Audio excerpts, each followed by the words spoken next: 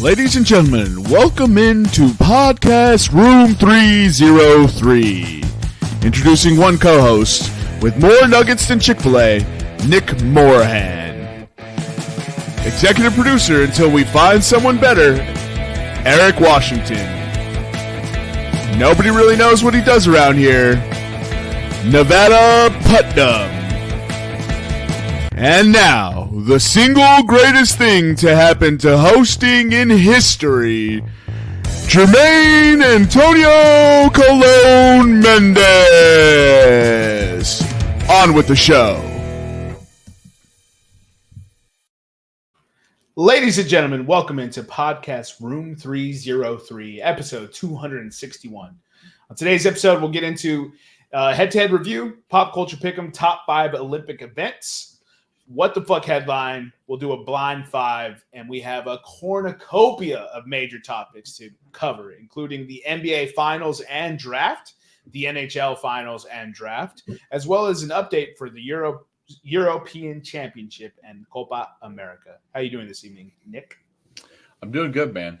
I saw I believe it was a tweet that the watching the Euros is like watching a finely tuned and executed hip hop dance battle, right? Where you're just amazed at the skill of both contestants. I could never do that. And Copa America is watching a knife fight between two drunk people. Now they're trained at handling knives, but you don't know who's going to get stabbed. You may get stabbed. They may get stabbed. Either way, you're not turning either of them off. How you doing this evening, Nevada? Doing good. A little bummed that NHL and NBA are done, and now we just have the boys of summer. So, Eric, sorry for your head-to-head. That's gonna start dropping here soon, but overall, doing well. I've been spending time in the research labs, dude. I'm about to go 50-0 on my next baseball bets. Yes. You getting your advice from Women's Health magazine? Absolutely, dude. Absolutely. Well, that's how Eric's doing this evening, right? That's how I'm doing. If was a person, it'd be Eric. Okay. All right. Well, that was a riveting way to I'm end doing the as intro. good as France's performance in the Euro Cup. Ugh, yikes. And Nick is riding high on Germany right now. Oh. I was. Why? The Denmark draws got you nervous? Well, no, not the Denmark draw. No, the game in which they needed a miracle salvage at the end. They didn't start the starting lineup though, right? I actually don't know. It's a great question. Because Fulkrug got subbed on, so I don't imagine. He's a super sub, isn't he? Yes. Okay. No, Fulkrug started the first games. Did he? Yes. Think Yes, he did. He was starting striker. Let me go look. I'm pretty sure the first game he started. If only we had a resident Germany fan that would know this off of the top of his head. You know. No, Kai Havertz was starting, I thought. Maybe he was. I don't know. Well, Let's see. Verts, Musala. No, they basically started the starting lineup. What? I mean, yeah, they always. Yeah, I don't know why I said what. They always start a starting lineup, though. Yeah, but they started the normal starting lineup. That's what I probably should. Oh yeah, Havertz, Wirtz, Gundogan, Musiala, Cruz, Ondrick, Mittelstadt, Ta, Rudiger, and Kimmich. I know I butchered the names. Don't care. Fulkrug was not a starter. Fulkrug or whatever. Why is he not starting?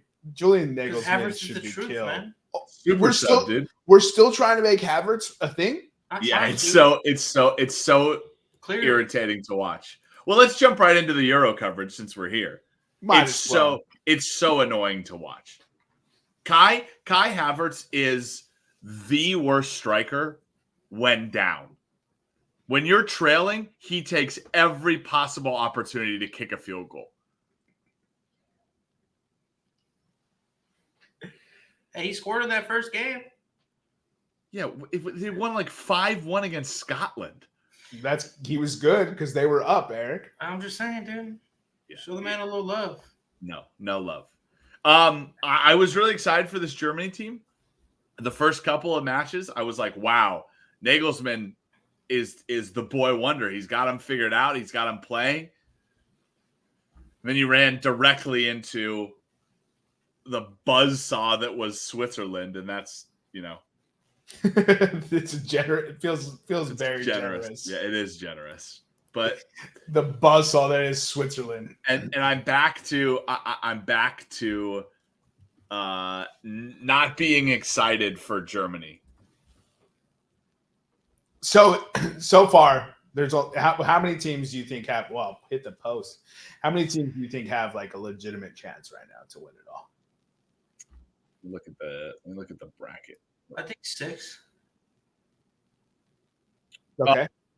Yeah, I'd say Spain, Germany, Austria, 2, 3. France, Portugal, England. Teams that legitimately have a chance to win it all, 3.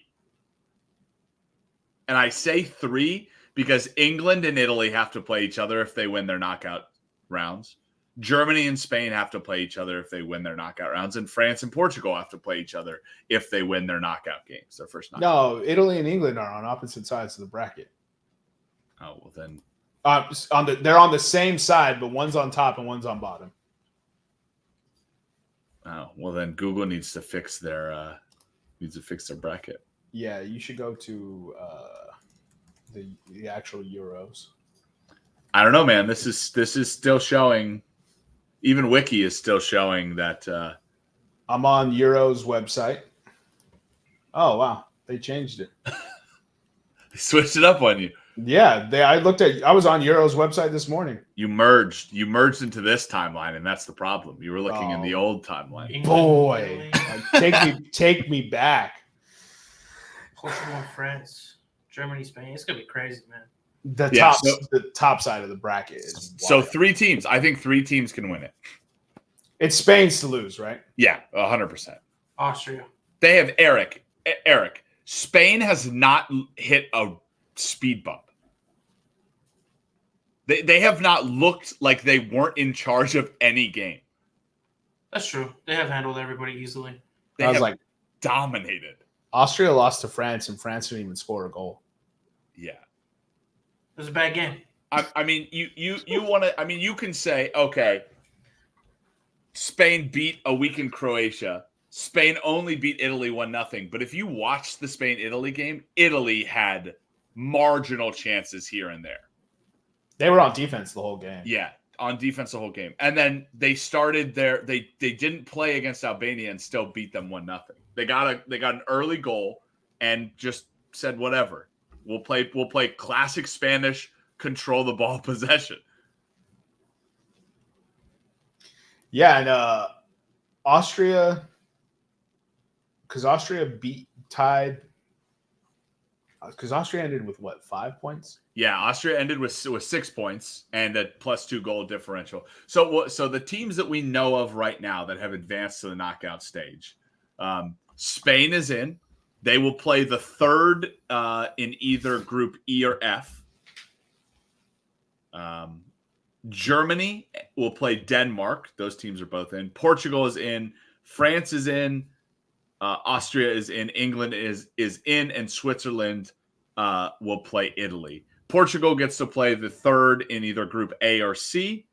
France will play the runner-up in Group E, which right now is anybody's guess who that is. They're all tied, right? All Group E tied at 3 points. Technically, based on differential and matchups, 1 right now is Romania and 2 is Belgium. Yeah.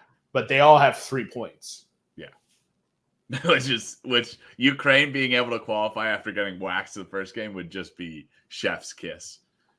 Austria plays the runner-up in Group F. That looks like it's probably going to be Turkey A. Turkey A, right? We got to call them Turkey A now, I guess. I love the switch up like mid my life. They're just like, by the way, Turkey is now Turkey A. Yeah. It's like, what?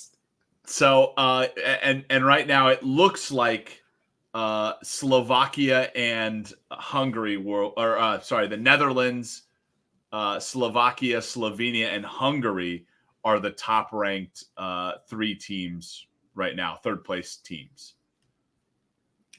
Yeah. So what ended up being the group of death to you guys? Eric, you want to take it? I mean, if we're talking about just based on statistics, like Group E, since they're so evenly matched, we have no idea who's going to come first or second. But I would say it's definitely, in my opinion, Group A, because Germany came out strong and Switzerland is going to be a problem in this tournament, like they are in every tournament. And then they're going to get that third place Hungary team, who me and Nevada were both high coming into the tournament. Yeah, I took Hungary to win the group. Fucking stupid. Hey, could still happen, dog. Nevada, what were your thoughts on Turkey? Yeah, it just reminded me, Turkey A, if you get a second helping at Thanksgiving, is that Turkey B? Yes. Yeah. Okay. I just want to clarify for people who may not be as well up to For the speed. viewers at home. Yeah, thank you, Nevada. Thank you for that. For me, it's Group D. I don't like, you had Netherlands beat, Poland is kind of the odd man out. They still scored 3 goals, which is more than a lot of teams, which is more than every team in Group C. Which is more than France. Yeah, more than France. I mean, the Netherlands game was great. Every game in here has been a great game. You expected France to beat Austria pretty handedly. They needed an own goal to win. Austria beating Poland. The Netherlands and France going to the 0-0 draw, which I thought was an awesome game. It just was it just ended 0-0. It was a good game, yeah. Austria beating the Netherlands is again chef's kiss. And then France and Poland with the 2 penalties. I kind of love this, not having any stake in it, and I can see how you guys are a bit frustrated with it, but not having a stake in it. What amazing soccer to watch. Oh, it was a great game. It was a great game. And first of all, Poland deserved probably to win that game. Yeah. Towards the end, because France was off of it. My thing is like, we call it in that matchup, but when Emi Martinez does it in the World Cup, we got nothing to say. Well, we all know our thoughts here in the group about. Yeah, so it's like, all right. And then also, this is a complaint I've had before it was affecting France, but the striker run-up is absolute nonsense. Yeah, they should limit it. They should find a way to limit that. Like, you can only stutter step 3 or 4 times before you. Homie can fake a kick. They can literally lift their leg back like they're going to strike the soccer ball and kick nothing and then kick again. That's my thing. I was like, okay, so we're going to allow them to do all this, but the goalie takes a marginal step forward. I'm like, what are we doing? Also, Hugo Lloris took a marginal step forward. He got called for it. It's like some keepers get called for it, some don't. Thibaut Courtois always does it. Yeah. And still can't guess right, which is not great. Yeah. Which is wild. But it's like, what are we doing? What are we doing? Like, I don't know, man. Maybe I'm just biased, but I'm so sick of these striker run-ups. Like, nobody runs like that with their short little arm strokes. Like, and then they line up and they come in this weird banana shape, like even bigger than a field goal kicker takes. It's like, what are we doing? How can we just standardize it? You have 5 seconds to kick that rock. I would say even less. I would say you gotta. I don't know. I think it's still like a really hard thing, and I think it makes it awesome when a keeper does it. But yeah, have some leeway. Like, obviously, like as a ref, like if he comes charging off the line, probably not. Yeah, not but great. After the 8th stutter step, if he takes a step forward, it's like, all right, dude, that's on you. You should have shut the rock. You had your time, yeah. Shot clocks in soccer. All right, so Group E has Slovakia at 3 points playing Romania at 3 points in Frankfurt, and Ukraine at 3 points playing Belgium with 3 points. A lot of scoreboard watching in this game, but how do you guys have these matchups finishing?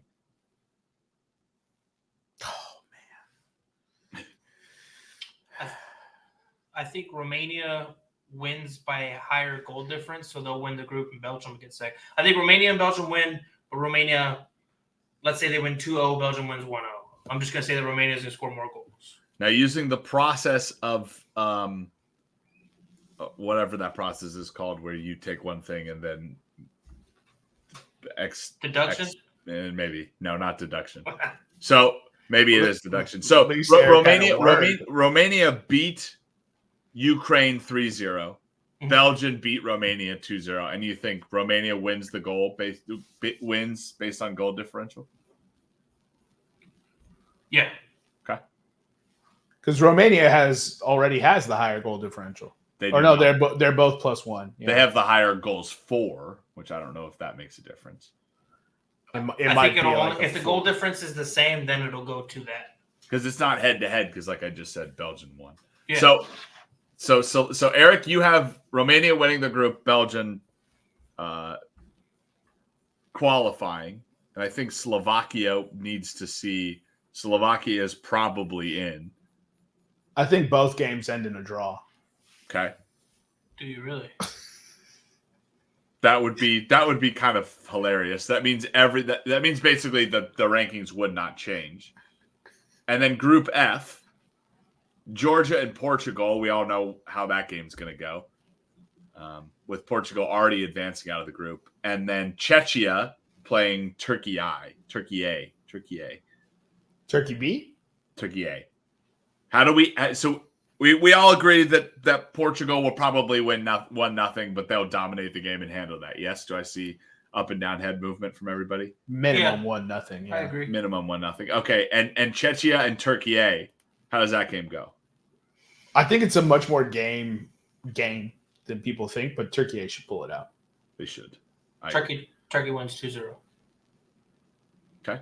That means Czechia will not advance. And Croatia, I don't think Croatia's eliminated. Croatia has 2 points. They are eliminated. It's going to take an act of God to make it. Yeah. I think they're eliminated. I think technically they still have a shot. Yeah. On some shenanigans. No, I think it has, at least on Wikipedia, it has the E by their name as being eliminated. So I don't, because the only thing that's going to matter right now is if Hungary or if Czechia wins, they knock Hungary down on goal differential, with Hungary getting in on a -3 goal differential is kind of hilarious. But we'll probably next week we'll be able to cover it a little bit better when they're good, or when the knockout stage is set. But it's been a thrilling Euros so far. It's been fantastic. It really has. Minus there was a slumber party in the afternoon games today. Oh, but that's England. Oh man, England and Denmark. Those games were dog shit to watch. So that's the low light of the tournament so far. Let's just go ahead and ride into Copa. Let's make this brief. What are your first thoughts? We'll start with USA. Did what they had to do against shitty competition. Let's see the next game. Okay. Yeah. I mean, just to add on to Eric's, it's, they need to stop being so sloppy. Stop being so sloppy and trying to hit crazy long balls. Control it, build from the back. It looked like a USA team that just it looked like a sugar rushed USA team.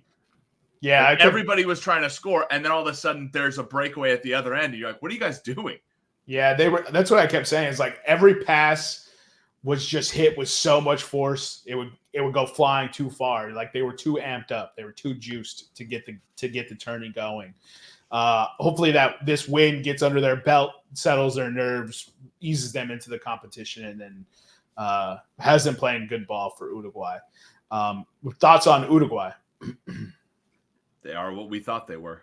Underperformed a bit, but they still did what they had to do. Damn. Underperformed with a 3-1 win. Okay. I disagree, but I see what he's talking about, because if I'm not mistaken, it was 2-0, then 2-1, and then they had to get that third goal after that, right? Or what order were the goals scored? What was the score of that? 3-1. You got it right. It was 2-0, then they scored, and then Homeboy put one more in at the end to ice it. Yeah, in the 91st minute. Something like that, yeah. No, wrong. Uruguay was up 3-0, and Panama scored in the 94th minute to make it 3-1. Oh, that's right. Is that what it was? Yeah. Because didn't Panama have a man down, if I wasn't mistaken? Nope. Panama did not have a man down. Wrong game. Yeah. No, I think it was Colombia that were mistaking. Colombia had that 2-1 finish. So thoughts on Colombia? Oh, it was the Colombia game. You're right. Continued unbeaten run. Thoughts on Colombia? I mean, they looked a little shaky against Paraguay. Kind of took the expectation out of the sails, huh? Yeah, I mean, you could dominate a first half and it looked good, but they looked lost in the second half against Paraguay. And Paraguay scored one, but I think that this Brazil team can be beaten in the group, but watch out for Costa Rica. What's something that we didn't say, but it's a good Costa Rica side. The problem with Costa Rica is I don't think they have a chance because where is the goal scoring going to come from? They were so hesitant to do any type of attack against Brazil. Now, are you hyping it up in your head because it's Brazil and they're, notoriously a great football club or football nation and they can score in bundles, so you just played it tight and were like happy with a draw? Or do you just genuinely not have confidence in your offense? Because they had multiple Jermaine back in the period. We were watching it. They didn't even try. They would get the ball in the attacking third and then just immediately look to get out of their attack. They panicked on the ball every time they got the ball back from Brazil, and they would immediately kick it to a guy who was nowhere open because the Brazil guy would just run in front of the pass and intercept it and remain on offense. Now, Brazil probably raised the biggest question marks thus far, right? With the lack of quality attacking with the attackers that they have. I think it solidified the questions that we had going into it and the statements, and it added credence to the Ronaldinho statements. Which is what both you and Nevada were talking about. So yeah. They didn't respond well, that's for sure.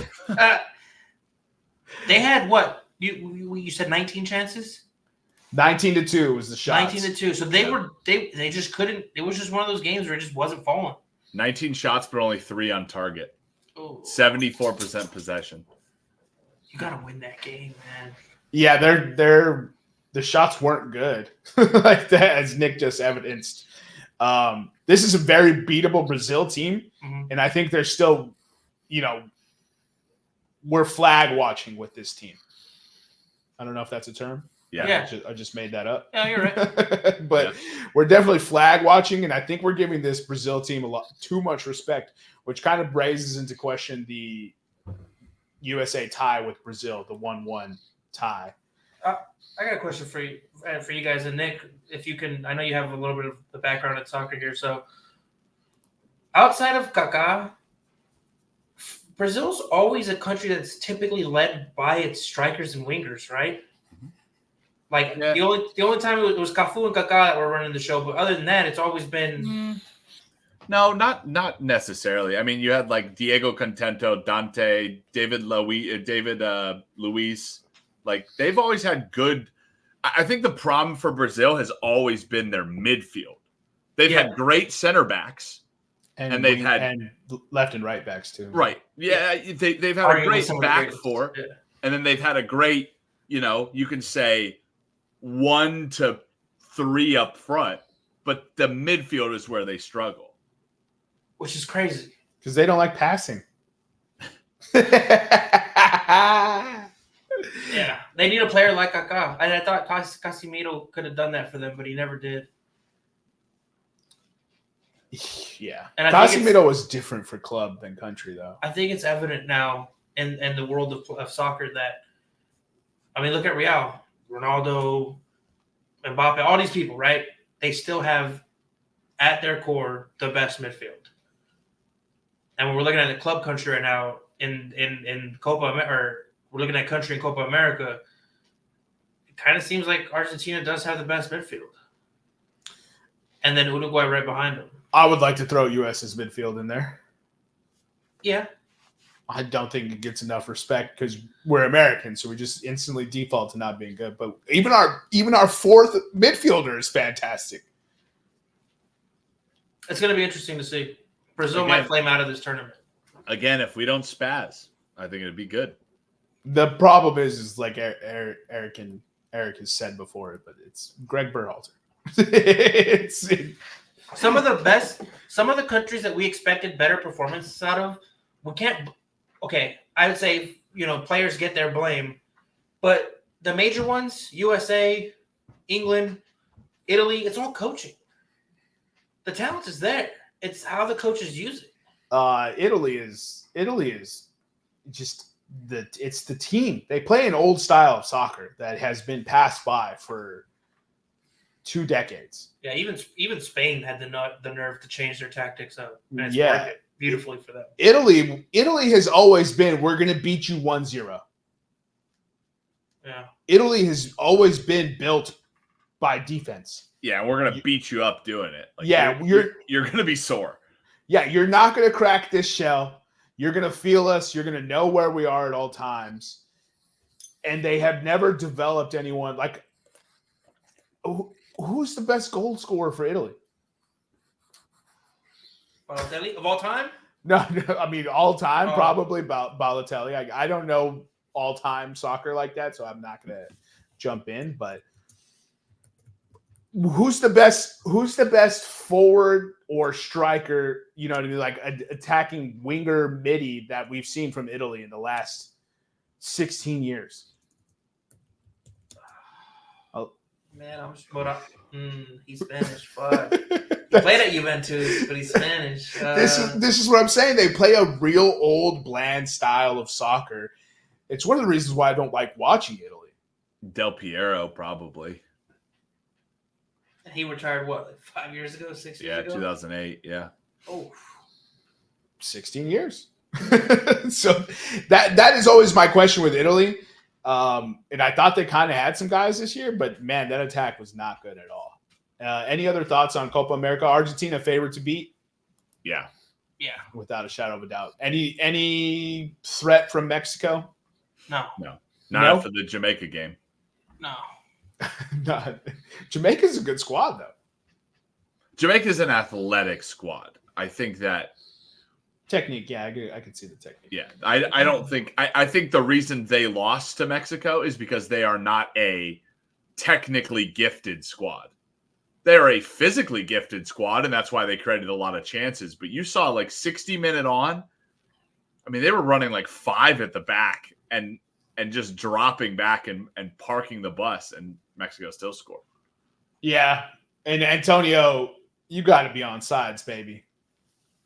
You got to be on sides. You can't get that great across and be off sides. Yeah. Like, that's crazy. Take a step back, my boy. Get on sides, big fella. You know the rules. Take a step, my boy. you know the rules. And final thoughts at Copa or Euro? No?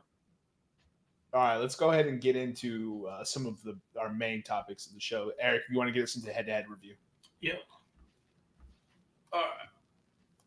We did it like this, right? Yeah. All right, sweet. So last week was week 25. Pretty decent week for us. Jermaine went 2-1. He hit on a mixed parlay, and even though they eventually lost the College World Series, it did hit on that game 1, Texas A&M, putting him at 15-60, down 22.95 units. Nick went 0-3. Some bad soccer beats, putting him at 8-66-1, down 32.87 units. Nevada went 1-2, hit on a racing bet, NASCAR bet, putting him at 26-49, down 7.96 units. And then I went 1-2, putting me at 22-53, up 10.49 units. I mean, like that Croatia boned me last week. They're going to bone me this week. Or they boned me this week already. Dude, first game of the major parlay. Yeah, brutal. I mean, I listen. I picked Croatia this week. I picked Croatia this week because they had a chance to do the funniest thing ever, which was eliminate the Italians from another major competition, and damn near did it. If the ref hadn't just pulled a weird number out of his ass, we would have seen it. But 8 minutes is some Qatar World Cup stoppage time. That's the new norm. They're playing a true stoppage time now. So, and this is purely UEFA because CONMEBOL is managed, by a different organization. So UEFA and FIFA are on this true stoppage time rule now, which I'm in favor for. Like, give me 90 minutes of soccer. If people would stop falling for every fucking thing, like I saw a dude not get kicked today and stay on the ground for a minute. Like not even there. England was still attacking and the ref blew the whistle like a minute after the dude was still on the ground. Wasn't kicked. He wasn't touched. Well, he's got to be dead then at that point. It's crazy. Like to kind of circle back to that real quick. The difference in the way they call the games in Europe and the way they're calling them here for the Copa. It is out of control. Didn't one game open up with like 17 fouls in the first half? There are 2 games had 17 fouls plus in the first half, and both of them ended with 34 plus. One of them had a red card. Each of them had 5 or 6 yellow cards. We had a red card today in Peru, Canada, didn't we? Yeah, Peru had a red card today, which sunk our Peru pick, by the way. So that bracket is completely blown up. What were we thinking with Peru? They've made 4 out of the last 5 semifinals. Yeah, but coming into the play, they've been awful for like the last 2 years. They've been a really bad man. That's just cares? Fucking numbers, dude. Who cares how they're playing now? All right, let's go ahead and get into the NHL Stanley Cup review. We've slowly been covering all the games through this series. Started off looking like it was going to be an absolute dog shit series with legendary performances by Bobrovsky, and then Nevada. You want to pick it up from there? Yeah, it turned out to be a great series, even though those first 3 games, it definitely looked like it was over. You go up 3-0. So far, I texted this to Nick today. The Red Wings are the only team in NHL Stanley Cup playoff history to go up 3-0 and lose the cup. So keep on keeping on there, Detroit. But yeah, Florida goes up.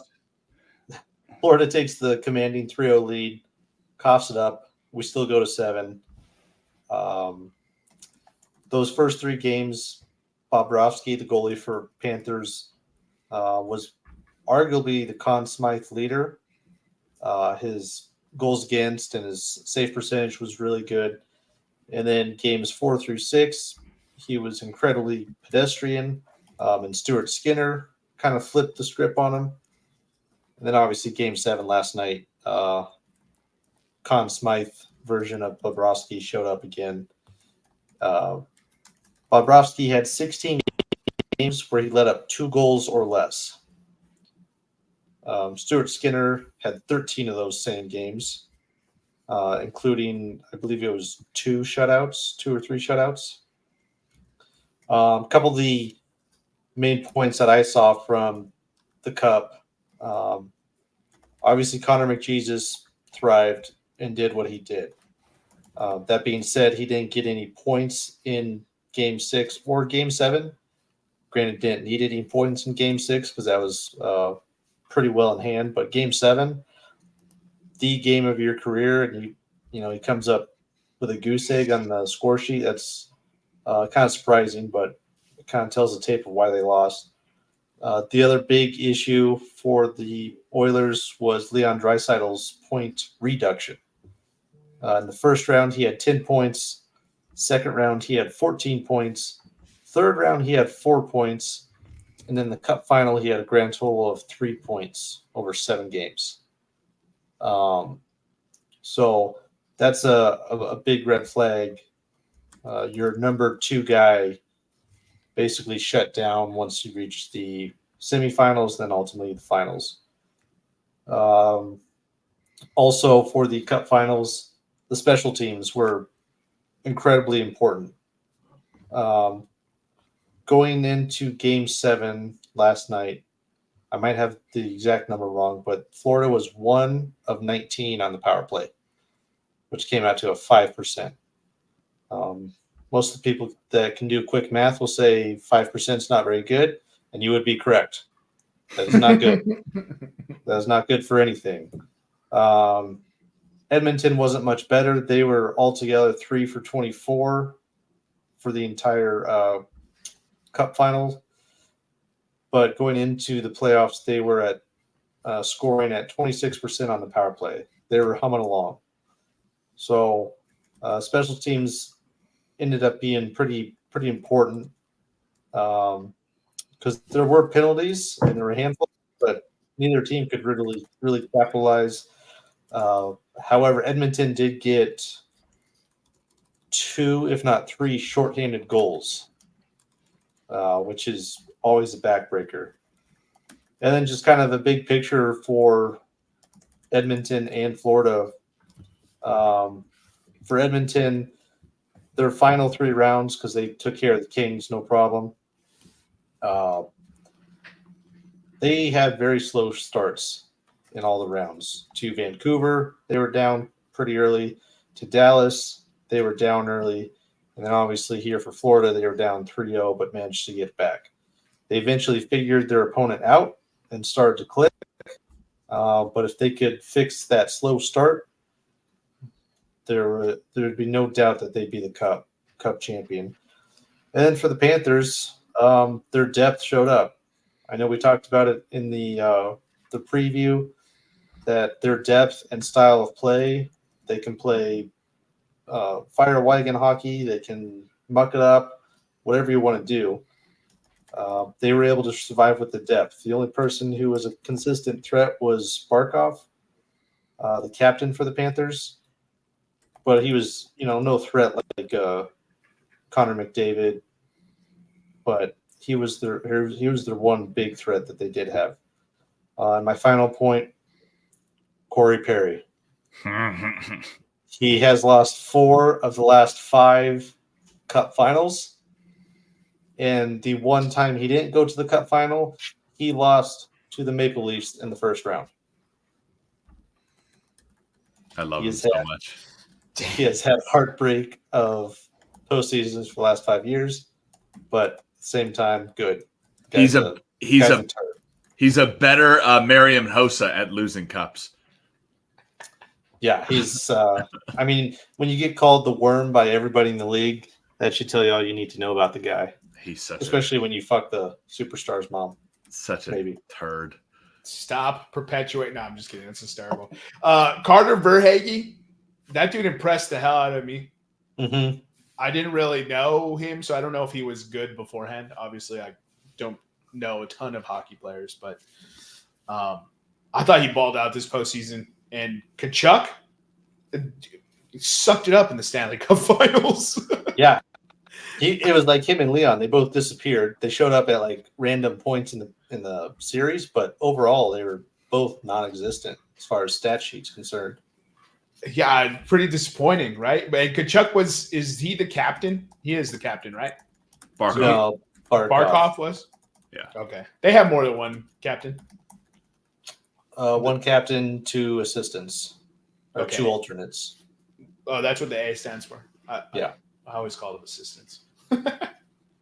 Alternates. Man, Edmonton dropped the puck.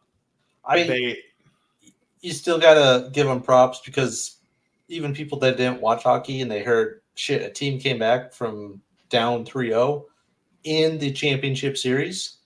I mean, everybody's going to tune in and see that. I just saw that Game 7 last night was the second most watched NHL game in the last 20 years.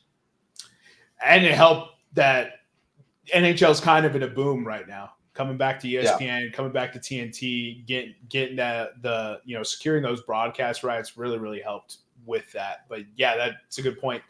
15-0 is the stat now. Game 7 Stanley Cup Finals unders. 15-0 since 1959. Man, it started off red hot, and I was like, holy crap, they really are going to bust this streak. And then everyone realized it's Game 7. Showed out. They were like, they got real nervous after that. So yeah, watching Game 7, you could see they were, especially the second period, they were both kind of timid. Like, oh, fuck, we do not want to make a mistake. Second period got real tight. Yeah. Yeah, and it was very much who's going to have that slip up, but they're both playing so conservative and trying to protect what they had to not go down one. So, I don't know. All in all, I think this was a great postseason. It's always kind of cool to see a team. I was just a little bit rooting for Edmonton just to see the whole comeback, but I was also not, because I'll keep the cup on this side of the border. And Corey one more year. I had the lock of a Canadian team would win it this year. And I was literally 1 goal away. Well, technically 2 goals. 2 goals away from having that lock hit. And that's disappointing, because I remember I said that on the pod. Our like before the season started pod. Yep. So I was rooting for Edmonton. Also, the 4 things, but I will say I did enjoy the storyline of Florida getting hit hard by injuries and shit in the bed against Vegas last year, and then coming back and finishing the story, as my buddy Cody would say. Take us through anything else on that. Do we want to talk about McDavid winning the Conn Smythe? I think he absolutely deserves the Conn Smythe. No argument from me. Is he the sixth loser to win the Conn Smythe? I think it's 6th, not, and then the second non-goalie to win the Conn Smythe despite losing the Stanley Cup. Yeah, it was some crazy statistic like that. Yeah, the last one was Jean-Sebastian Giguère back in, was that like 03, 04, somewhere around there? 2003, yep. Damn, it's been that long since. I mean, I guess you don't want to hand the MVP to the losing team, right? So I think if you look at it, with the exception of like the first 3 or 4, they're like 20, 30 years apart where that happens. Okay. So I've heard some people that are upset that he got it instead of Bob, which if they had won it in 4 or 5 games, sure, give it to Bob, because he was on fire for the entire playoffs. He got pulled in that 8-1 drubbing. You got to keep in mind Conn Smythe is for the entire playoffs, not just the Cup final. Oh. So it's the entire playoff performance. Okay. But yeah, Connor McDavid to have 42 points in 31 games, 4th most all time in the playoffs. The only 2 ahead of you are guys named Gretzky and Lemieux. Not bad. Go ahead. I saw something today. I think it was about the number of assists in the Stanley Cup. It was like McDavid's the 10th person to do this. The first 9 were all Gretzky. Yeah, so regular season and postseason combined, Connor McDavid's the 10th time to get 125 assists or more in a postseason, regular season combined. The other 9 times were Gretzky. It's insane. So it's like, all right, yeah, the Conn Smythe went to the right guy. But also, like what Nevada said, you got to show up Game 7. Yeah. And Florida did a great job going back to their game 1 through 3 formula, where they just tightened down the clamps on Edmonton. They remembered they were good at defense, yeah. Yeah. I think the stat was McDavid played 3 minutes and 30 seconds of the last 4 minutes of the game, which is absurd. Dang. Yeah, so usually Eric actually asked me this while we were watching the game. And it's 60 seconds is a usual shift time. So like you come onto the ice for 60 seconds, you rest for like 3 minutes, and then you come back, depending on how many lines you have. Well, because they showed McDavid's minutes, and he was averaging like 7.5 per period throughout the playoffs. And I was just taken back by it. Like, an NBA player is not going to average that. You know what I mean? That's like what? 21 minutes, maybe 22 minutes out of a 60-minute game. You're one only period, on the ice for the 1/3. That's crazy. I understand hockey's a hard sport. I'm not saying it's crazy that they don't. I'm just saying like it's crazy that that's how hard hockey is, that these professional athletes who dominate, like McDavid, still only play 1/3 of the game because of the how much it does to your body and stuff. That's crazy. And it's more like the normal players play like 1/4 of the game. That's crazy. And that's of any sport, hockey is where depth is the most important. And you saw it with the Edmonton Oilers. Most years, Edmonton flames out because Draisaitl and McDavid carry them to the playoffs, get them in the playoffs, keep scoring, and then line 2 and 3 shit the bed. So it's why it's funny. It comes down to Game 7. And really, this guy, McDavid played great the whole playoffs, but it comes down to Game 7, and Draisaitl and McDavid shit the bed. Draisaitl, he needs a firm, hard look in the mirror. Yeah, like I said, round the Western Conference Finals, he had a total of 4 points, and in the Cup, he had a total of 3. To be a Florida fan, and I know we've had some moments, every single one of us with our sports teams winning championships where it's that last couple of minutes. But in the last 5 minutes, if I were a Florida fan, I would have ulcers today because Florida did the hockey equivalent of don't attack. Put 5 guys back in the defensive zone. Actually, put 5 guys in the crease. Just surround the crease. They let Edmonton run wild. It was brutal. I was watching it, not even caring about who won, just wanting to see a good game and just going, they don't care about offense at all. I was sitting there like, holy shit, Nevada's bet's going to hit. I was like, they're going to hit 2, go to overtime. It's going to end 3-2, and Skinner would be under, Bob would be over, Edmonton would have won. I was just like, Nevada's bet's going to hit because Florida is just like, fuck it. Just stop all the pucks. Yeah, they basically had like the hockey equivalent of the 49ers defense in overtime for the Super Bowl this year. Just keep them in front. The only difference was Mahomes scored, Oilers didn't. McDavid did not. So McDavid's not good. Yeah. Nathan McKinnon, best in the world, confirmed. Well, here's I don't want to best in the world. I just want top 4. I just want you to admit he's top 4. So here's a question. I was going to ask you guys who gets the Hart this year, which is just regular season and is voted on at the end of regular season. So it's not voted on now. The vote's already in. Who gets the MVP? The Hart Trophy is the MVP, right? Yeah. So you got McDavid, McKinnon, and Kucherov. Those are your finalists. McDavid. I think McDavid gets it because it's the name. Oh, I don't know. He did have Kucherov 104 assists or whatever. Yeah, and Kucherov had over 100 assists as well, right? Or was it McKinnon who had the other? No, Kucherov did, and then he also led the league in points. Yeah, that's why I was thinking it might be Kucherov who won.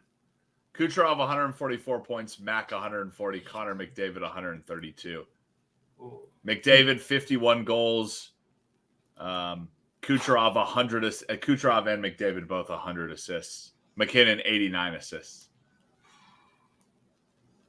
Kucherov also 44 goals. I think Kucherov won. I think Kucherov won it. Yeah. You guys are Tampa? Yeah. Ooh. Yeah, I know. I hate the Lightning. So, my other question that I have for you guys, I'll leave it this: who was the better high school duo? Matthew Tkachuk and Jason Tatum, or Matt Stafford and Clayton Kershaw? Ooh. Well, Stafford and Kershaw won their championships on bubble years. So I'm going to have to go with Tkachuk and Jason Tatum. Clayton Kershaw was 13-0 with a .77 ERA as a high school senior. In 63 innings, he allowed 23 hits and 26 walks. Means it was easier to get on base by Kershaw by just keeping the bat on your shoulder by trying to swing it. I'm gonna go Stafford Kershaw purely because I think they're harder sports. Then hockey? Quarterback? Come on, dude. You just Elite throw the level ball quarterback? to the right guy and you're fine. Oh, okay. Yeah. Yeah, that's it. And starting pitcher? You kidding me? Dude, those guys play like once every 25 days. Oh, I cannot wait. I cannot wait to bring my fucking TJ arm out there throwing 70 poo and just you'd be like, whoa, it is hard. Nah, dingers. We just talked about how the best hockey player only plays 20 minutes of a game. That's how hard the sport is. That's just purely fatigue. That's not pure difficulty. That's just because they're sprinting up and down ice, Eric. And they're doing it on skates. Hey, Eric, Hockey. Eric, do something for me. Blink real quick. That's a 93-mile-per-hour fastball just went by you. Oh, dude. You have 0.2 seconds to respond to a pitch. Eric, your brain doesn't even see a fastball. You project images of where you think the ball is. You just gotta blink really fast, it'll slow it down. Yeah, of course. Like a fan. All right, let's get into the NHL draft before we get into the NBA. Nevada, give us your thoughts on the top 4 picks and most specifically who goes number 2, which is the real thought process. I think it's the Russian winger. Tell me why they're going to take the defender, and I'm going to be pissed. So first overall will be Macklin Celebrini from Boston University. He'll be playing in San Jose. After that, it's really who's who. What do you want? I think Chicago goes with a defender because their blue line last year was poo-poo. And they've got, I would say, I'll say 3 really good options for defenders. They can go currently in the leader in the clubhouse is Artyom Levshunov. Currently plays for Michigan State. Good old All-American Michigan State name right there. He's probably the most well-rounded of all the defenders. His defense still leaves a little bit to desire, but it's nothing that he can't learn how to do, assuming he can, pick up concepts and stuff like that. The other 2 who I think could sneak in there because they would help Bedard more as puck-moving defenseman would be Zane Pareka from the OHL. From what I read and hear, kind of more like a Quinn Hughes or Zeev Buum from University of Denver, who just won the national championship. He's also very slippery. He's good on the defensive side as well. He's just not like a huge body, but like technically, shot, playmaking, vision, all that sort of stuff is what you want. So I could see either those 2 bumping up ahead of Artyom just for that offensive playmaking, because that's where the NHL is going. You need some electrifying D-men. Not to say Artyom can't do it. He can. He's just, I guess just what kind of flavor of defenseman do you want? All 3 are going to be very good. But it really depends on what you want. So I want Demidov. Why shouldn't we draft Demidov? There's nothing. I don't have anything against him. He's one of the better prospects. He's kind of like the Michkov last year, where it was Michkov and Bedard. They kind of saw them both as basically the same talent-wise, more or less, with Bedard having the edge.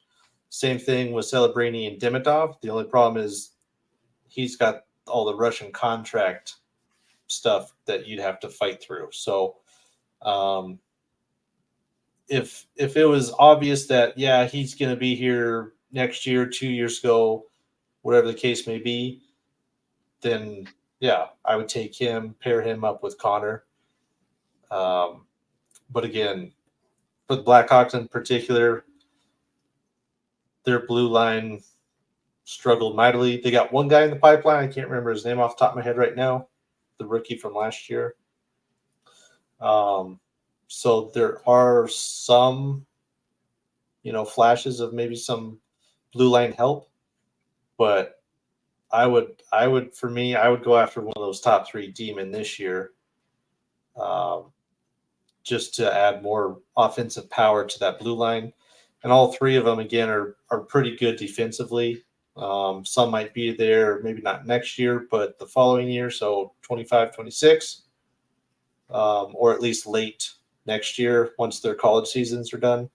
The only one who's maybe not going to go back to college is Artyom. Still hasn't decided what he wants to do, but I think for him, development-wise, he should go back to college, try to refine the defensive game. If he refines the defensive game, there's people that say he's has flashes of Brent Burns, who's been a very good defenseman for 20 years now. Damn. So Whack. I'm just can't go wrong at number 2. Yeah, I know. I have my heart set on Demidov, but I know that they're not going to go with it. Yeah, it's I would say it's easier to find either depth or top talent on the forward side than it is on the defensive side, especially if you can find a defender who can play both zones, because your defenders are the ones who take up all the minutes. They're going to be playing mid-20 minutes a night. So But you if just you can said get a guy who can learn how to play defense. well, it's not like he can play it, but at the next level, he's going to have to refine it so that he can truly play, top line D-man minutes and shut down the opposing team's top line. And what gets me is like he may go back to college this year. So if we're just going to have him sit out this year anyways, might as well go with Demidov. But I think that's purely bias speaking. Draft Levshinov and trade for Zegras. That's what I want. Yeah. Let's make that happen. Yeah. I like Jerome McGinley's kid is also a very good option. Probably not at 2, might be a little high. There's better talent there, but he's offensively a well-rounded guy. He takes after his dad quite a bit. So again, he's a forward, has to learn the defensive side, but not as critical as a D-man having to learn the defensive side. But that's pretty brutal. What the Flames? McGinley is a fun one. The Flames pick 10th, 9th. That would be an interesting pick. Is that where his father played? Yeah. What was the kid's name? Tij, T-I-J. Tij Iginla. Iginla. Yep, Tij Iginla. They have latest mock draft from Bleacher Report has 10th to the New Jersey Devils. I think if he's there at 9, Calgary's taking him. There's no way he falls past 9. So his father is like a Flames legend. Yes. Yeah. Okay. Yeah. Okay. Jerome. Not the bad one. You thought I was done, Jerome? You thought this was a game? This ain't stays bubbling, son. All right, Nevada, give us your breakdown of the NBA Finals. Boring. I mean, we all saw that it was going to be Boston. It was Boston. There's my analysis. Hard hitting, but true. Worst NBA Finals ever?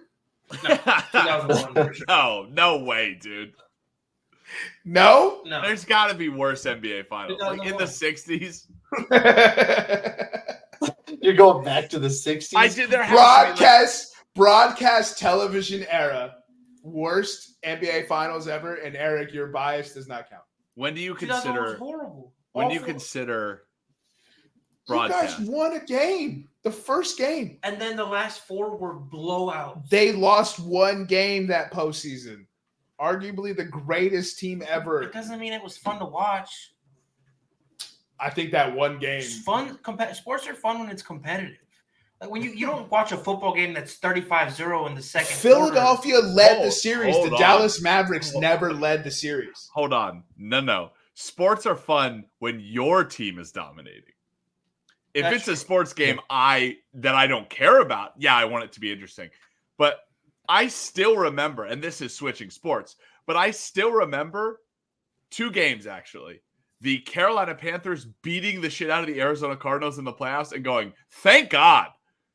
And Germany playing Brazil in the World Cup. I went, thank God this is a blowout.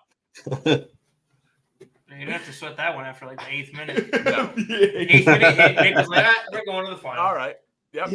Here's the thing. The Lakers were so dominant. Everyone expected them to go 16-0. Philadelphia smacked them in the mouth in LA. Allen Iverson gave us a truly incredible game. And they led the series that gave people like, oh, maybe Philly can make this a series. Boston didn't show up for the first 3 games. They won game 4, and it feels like, looking back at it now, Boston wanted to win in Boston. And they purely just didn't play game 4. Yeah. 2018, Warriors sweep of the Cavs 4-0. No, because they swept LeBron. Yeah, that was fun to watch. That was amazing. Oh, man, I'm trying to think. All right, serious. In all seriousness, the terrible finals. 07 Spurs Cavs. Yeah, I was about that was the next one. Wait, 07 Spurs collapse? Spurs Cavs. Cavs. When they swept the Cavs. Yeah. Look, I get it. It was LeBron, 20 years old, in the NBA Finals. Cool. Uncle Timmy and them boys. Sunned his ass. They sunned him. Like, it was just horrible to watch. That one was bad. 2002, Lakers 3-peat. They beat the Nets. They swept the Nets. That one was awful, too. That one was awful, too. See, this is what I'm saying. It's not that Sixers series, bro. Right here it is. Yeah, that's what I said. Like, for you, I get it. Like, but it's not that series. I say that Sixers finals was the best one they've had in 20 years. I mean, I keep going back here, but 1995, the Rockets' second championship when they swept the Magic 4-0. You chose violence today, Nevada? All right. Whoa. I see it. I see what you did there. Real hurtful, dude. Oh, God damn, Nevada. That was... I don't even know what to say, dude. That was amazing, dude. You got the Eagles. You're fine. That's true. That's true. You got every other team. Every other team has won in your lifetime. Except for my men's basketball team and my college basketball team and my men's basketball team, the NBA team. Your Mavs won, and what was that? The Tar Heels won in your lifetime. I'm not a Tar Heel fan. I don't accept those wins. Now you don't accept them, but you celebrate those motherfuckers. No, I erased them from my memory. Thank God. Eric 2.0 is the best, dude. It started by switching from the Tar Heels, and I gotta say, I'm happy to be here.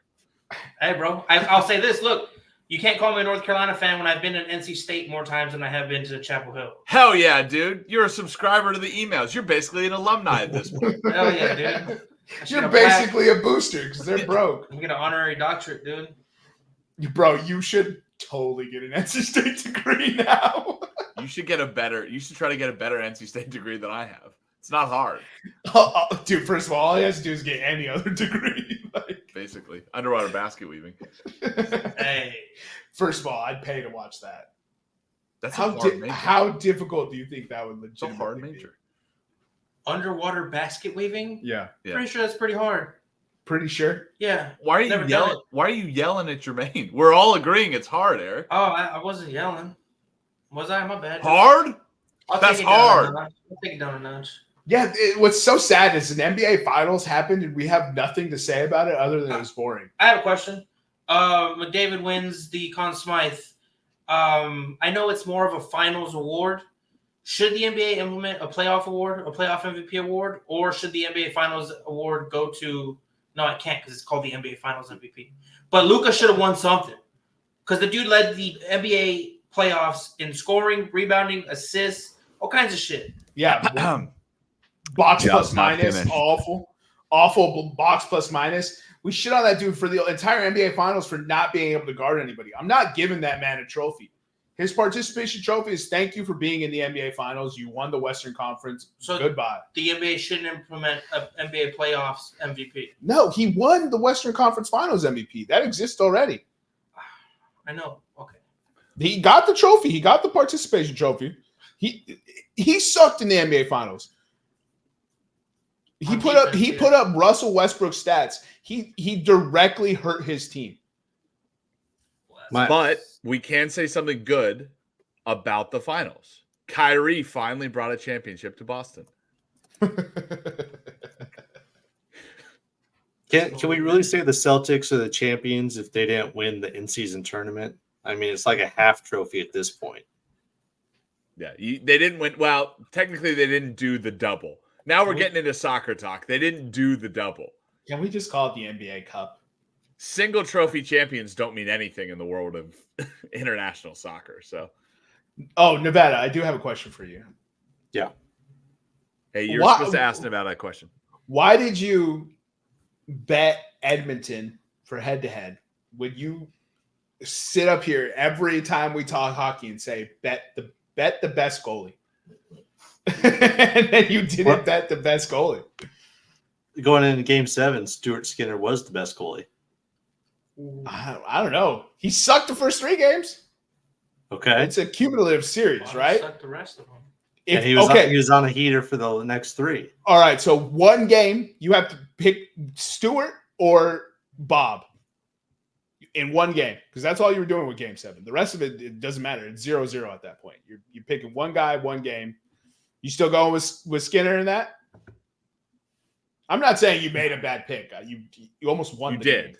You did. No, it's a bad pick. Well, yeah, I didn't win, so I made a bad pick. You lost, I guess, but they lost by 1, and 3 goals were scored. It's not like Skinner shit the bed or anything. Well, I just remember like watching the game, thinking like, "Damn, Nevada bet against Bob in Game 7," and I was trying to wrap my head around it. It's so much harder to come from a place of I have shit the bed the last 3 games. How do I turn this around mentally? Versus coming into it saying, "Hey, our team is on a heater. We've won 3 straight, and I'm playing good. This is it. 60 more minutes, we're done." It's just a mental headspace of who's at what position. I mean, we kind of Nick can attest to this a lot. We had that with Georgie the entire year. Mental headspace. It's so much harder to get back into the flow of things, and it's not like you got a week or something like that, or like this is it. This is 60 minutes and you're done. You don't have time to bounce back. So that's why my sex tape. Yeah. 60 minutes for the rest of your life. Yeah. It was just a thought. I was like, man, he really did pick against Bob. Seemed illogical at the time, but look, it's betting. You know, one side's gonna win. Just take a shot. You never know, bro. Point foot. Shout out Texas A&M money line. Just real quick, I just want to. That was a Knicks nugget, by the way. You're welcome. Oh, it only hit because you didn't bet it. Exactly. I know this. He's always given us the worst fantasy football trades. What's that sound? He's always given us the worst fantasy. Listen to this logic here. So the New York Knicks have traded for Mikal Bridges from the Brooklyn Nets. They gave up 5 first-rounders for him and a second-rounder.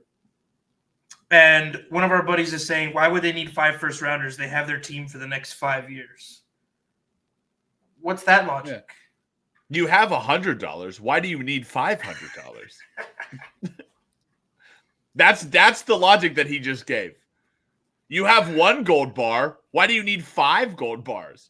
Because it's 5 more gold bars. I don't know. That's why his trades are so bad in fantasy. No, I mean his trades are bad in fantasy for another reason.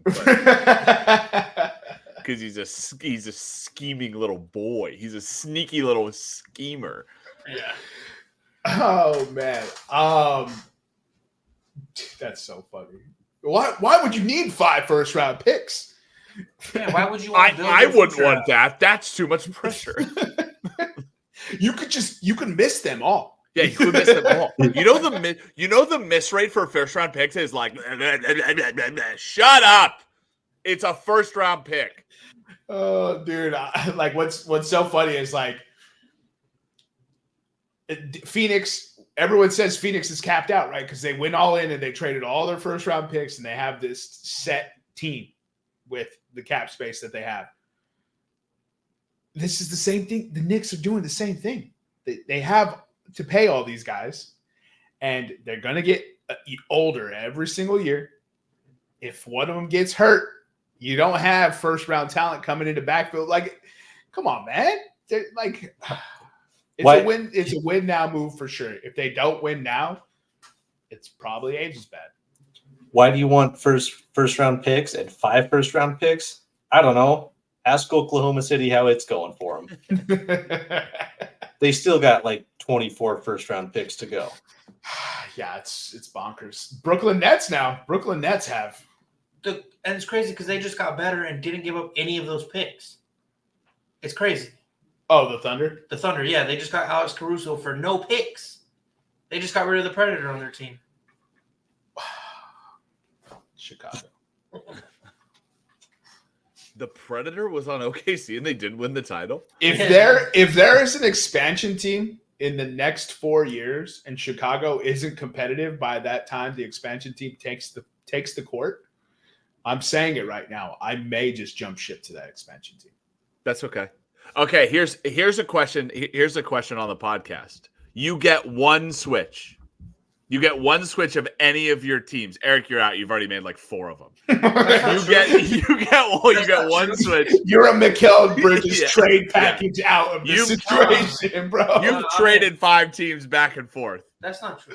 So if you could switch one team, you get one token to switch a team, and there's no judgment. Jermaine, you're saying Bulls for any NBA expansion team? That's a great question because the Cubs exist. Nevada, anybody can answer it. But I feel like that's a redundant question. Why is it a redundant question? Because you and I are going to say the same thing. Yeah. Dude. It's going to be the Colorado Rockies for the Baltimore Orioles. I am a Baltimore playoff run away from converting. That's not. Listen to me. If I move next year before baseball season starts, I'm moving closer to Baltimore. and that's not me joking. That's saying the place where I'm looking to move is closer to Baltimore.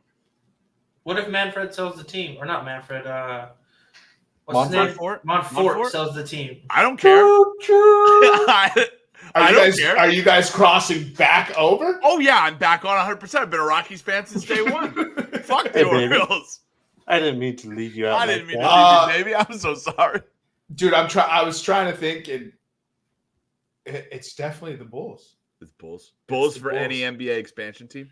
Eric, because I don't want to pick an existing team that is good. Or no, you know what? It's Bulls for Oklahoma City Thunder. Because I've been standing for the Thunder for 5 years now. This is not us saying we're going to do it now, but I'm one Baltimore Orioles playoff run away from switching until the time of Montfort's death. How far do they have to go? They just have to entertain me, to be perfectly honest. They could go. They get swept out of the first round, and if I'm like, ooh, that was some entertaining baseball. The fact that Gunnar Henderson is quietly in second place for most homers in the MLB is crazy. His name is not Judge or Shohei, but Gunnar Henderson is smacking the fuck out of baseballs right now. I love their team. I love what they've done. I love their park. I don't love Baltimore necessarily, but do they go the Braves route and lock this team up together, or they do the classic Baltimore Orioles thing where they sell everyone off? I think the Braves are establishing we're going to see fallout from what the Kansas City Chiefs have done, and we're already starting to see it with what Kansas City did with rosters, right? Signing players for absurd amounts of money at the time, but then you look 3 years down the road and you go, maybe half a billy for Mahomes was not a bad move. Cap keeps getting bigger. His hit keeps getting smaller. The Braves are going to keep the Braves. I think, what did we say? Sean Murphy is the earliest to leave that team, and it's 2027. And he's a catcher. Right. I think this is going to be sucking soon anyways. This is going to be the new wave in baseball, I think. So the Orioles have a new owner as well right now, right? Correct. Yeah. See, that's one thing I was trying to remember because I was thinking about it do they pay these players? Because it'd be silly not, especially when you traded for Corbin Burns. Yeah. Look, I'll tell you what. I'm going to give you one caveat that may replace the playoff run. If the Orioles sign Trevor Bauer, do you guys jump ship? Ooh. Almost instantly. Yeah. Come on. I want the Cubs to sign him for obvious reasons. But come on, Orioles. Why is he not signed? That's the question. Oh, my goodness. I keep telling you, racism. It's the only thing that makes sense. He struck out 19 in the Mexican League the other day. Set the 19. He set the record. Set the record. He is Luke Voigt, who is a good player in his own right, or was a good player in the MLB. Trevor Bauer gave him the signal for fastball. And Voigt didn't hit it. Couldn't hit it. That's crazy, dude. Yeah. If Trevor Bauer's an Oriole, I might buy a Bauer Oriole jersey. That was gonna be my next question. Yeah. City Connect, of course, right? I don't really like their City Connect jerseys. They You look don't like a single City No, Connect jersey. that's not true. That's not true. I like a few of them. I'm coming around on the Rockies one. Rockies is the purple. It's green, isn't it? It's green. It has the mountains on the front of the jersey with like purple outlines. The Padres one is not bad. The fluorescent pink and green one? Yeah, dude, it's awesome. That one's the Fiesta one. That's pretty fire. tight, yeah. Oh, the Colorado one's fire. Yeah, let's see Oh, this. The Texas one's the best. The Texas one is fire, but The Texas one is not the best. The Texas one looks like a The men's Peagle? softball league jersey. The Peagle is so fire, bro. I don't know what you're talking about. It is a fire City Connect. The City Blossoms for the Nationals are pretty cool too. Toronto's one is pretty good. The fucking Cardinals, way to have some fucking inspiration Cardinals. You didn't. What, they just added a second cardinal on the jersey, didn't they? Yeah. Gay. They called it the Lou, bro. Yeah, it's just so dumb. The Wrigleyville ones are pretty good.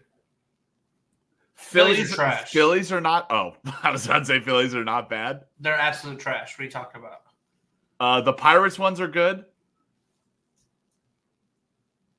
Yeah, the Wrigleyvilles are clean. The blue on light blue. Minnesota's are trash. Dude, the Rangers are not the best. The Braves are pretty good. We didn't say the Rangers were the. Oh, I did. You did. Okay. I did. Yeah. I said the Rangers ones are good, and they are. That or San Diego. The Dodgers look like they're a cross between the Clippers and like a USA soccer kit. Oh, the Philly ones are ass. They look are, dude. exactly like the Absolutely Minnesota horrible. Twins ones, don't they? They're just trash, dude. Nothing about that city's blue and yellow, dude. Yeah, I mean, the Boston ones are the worst. No red, awful. How do I type in Minnesota Twins City Connect and get Shohei Ohtani? He's everywhere. They don't even. The Guardians one's pretty poo-poo too. A lot of them just look like men's softball league jerseys. The Minnesota ones look like the Phillies ones with the blue gradient with the yellow. Yeah, but worse. Yeah, they are worse. That's what you actually text the group saying you like the Minnesota Twins ones. Did I? Yeah, That was past Nick. His opinion doesn't matter. that was 1.0. Yeah, that was 1.0. Who That calls was it wow. the Lou? We're on 13.5.1 right now. A ton of people call it the Lou, though, Eric. No. Like people Nobody from does. there. Just no. Just no. Overall, I'm starting to. What soccer does so right with a uniform for every year, American sports just misses. The Mariners has a solid one. The Mariners jerseys are typically always solid. Though. Somebody said this the other day on a Twitter post because they were saying how hockey has the best jerseys, but somebody in the comments brought up college football Fuck. has some of the. Argentina just scored. Argentina just scored. College football has some of the best jerseys. What do you guys think about that? Oh, is for it sure. just because they're classic in the It's sense? because they don't do anything to them. Yeah, okay. And then Oregon and Maryland. Because the with guy was like, Nike Under Armour battle. Bama's uniforms are the best. I'm like, it's a fucking red helmet with a number on it. It's the classic. That's all it is. It's everyone loves classic. Put a big ass elephant on And that. that's why Green Bay is constantly voted as one of the best NFL uniforms. Cowboys. That's why the Kelly Greens are voted. And they do a very good job. Some teams do a very good job of keeping the classic feel with updating it to like modern looking jerseys. And I think that's what college football does really well. Yeah, Texas does not. Texas looks on the surface like the Vince Young Texas teams, but it still looks like a modern college football jersey.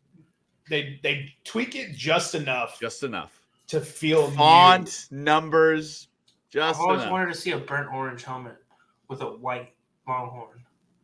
Do you though? Yeah. No, you don't. Not for a whole season. Exactly. Just one game. Against Rice or something. Nah. Against Colorado Missouri. State or something. Yeah. Is it in Colorado State this year, or is it Austin? No, it's in Texas. So we play you guys in Colorado next year. Oh, really? Currently, the spread is 36.5. I love how you just have that dialed in, like you just know it. No, don't they usually play a home and home, or is it just you coming to us one time? Yeah, I don't know if they signed a home and home. I don't know why Texas would sign a home and home with CSU. Wins. Yeah, because we got to schedule a cupcake. Yeah, I guess. I have a feeling this was a Texas saying, "Hey, we'll give you $3 million to come down here and enjoy some take this ass whooping like a man." Heat." Yeah. Well, okay. Tickets are only $36. Dude. Yeah, because it's Texas in September. I was gonna go to A&M. It's like $600 for bleeds. Texas versus A&M. And a part of me is like, what if I just go tailgate? That's probably the way to do it. Dude, just go make friends at the tailgate. Watch it on TV. You'll hear the stadium. You'll be watching it on TV. With the delay, the crowd will cheer. You'll look at the television. Yeah. You'll be drunk. You won't know. So you're in, Nick? You try to go tailgate this Texas versus Texas A&M game? Where is it? In Austin? I think this year's is College Station. Damn, y'all opened the season with Texas, Nevada. When? Yeah, buddy. The day after Black Friday. Ooh. Maybe. We got to go, boys. Let's go on the ground reporting. Let's start a little YouTube channel. Yeah, this is. What are your thoughts on the rivalry coming back and then the hand out a last game of the 303 season. sticker, dude? What are your thoughts on President? No, whoa. Yeah, the best part is that we're going to know who the president is, like the newest president. Birth control thoughts? Oh, not that on the ground reporting? Sorry. Does height matter? Yes. All right, step on the scale. Short King, do you have a small penis as well? Oh, my goodness. You guys got anything else? Nothing more. Stay tuned for our on-the-ground reporting, which I got wrong, apparently. You agree with Tom Brenneman and his statement about Kansas City? I don't even know what the statement is. Wow.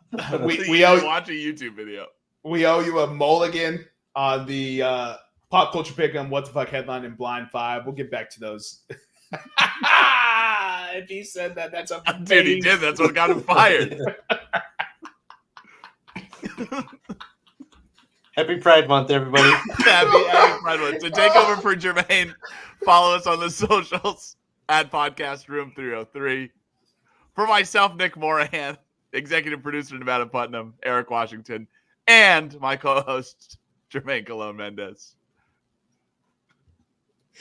We'll see you next time when you come on down and step into the room.